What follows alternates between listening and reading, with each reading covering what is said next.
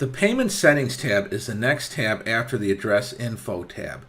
and allows you to put in the account number if you desire. The payment terms, preferred payment method, and price level fields provide choices from the respective lists they are part of. So for example, in the payment terms drop-down, you can choose from the various terms that have been created in the payment terms list, which we covered in lesson 4.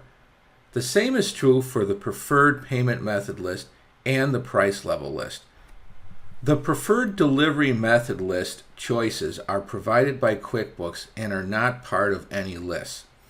The credit limit field allows you to put in a credit limit of your choosing so that if a customer is going to go over their credit limit based on the total outstanding amount they owe you, then when you are creating a new customer transaction, whether it be an estimate, invoice, etc., then if that transaction will ultimately result in a customer going over their credit limit, a pop-up warning window will appear and tell you what the credit limit is and how the balance will be if the transaction is completed.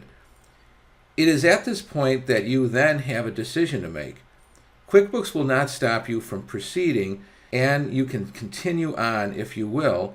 but at least you have been notified that the internal credit limit established by someone is going to be breached, and if the discipline of using credit limits is to be maintained, some action should occur, from notification of the customer to pay down an existing balance to stay within their credit limit, and/or a review of the customer account should be made to see if a higher limit is justified. To do nothing and say, oh well, let's just sell, is to defeat the purpose even of having a credit limit and can result in harmful losses down the road.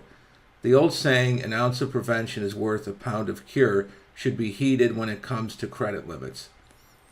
The Add Online Payment Link to Invoices choice is only applicable if you are using the Intuit Payment Network service, which is a paid service from Intuit that you can sign up for.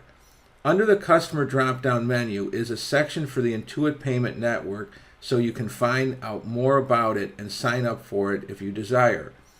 Regarding the credit card information section, if you are set up with Intuit's QuickBooks Merchant Services, you can put in your customer's credit card information on the bottom, and then when you receive a payment or create a sales receipt, then this information will be used to process the customer's credit card. However, if you are not set up with Intuit's QuickBooks Merchant Services, then you can store the customer's credit card information here for future use. But it will not process any payment within QuickBooks, and you would have to process it through whatever third-party merchant service you were set up with. Note, you are not supposed to save the credit card security code information relating to the customer's credit card.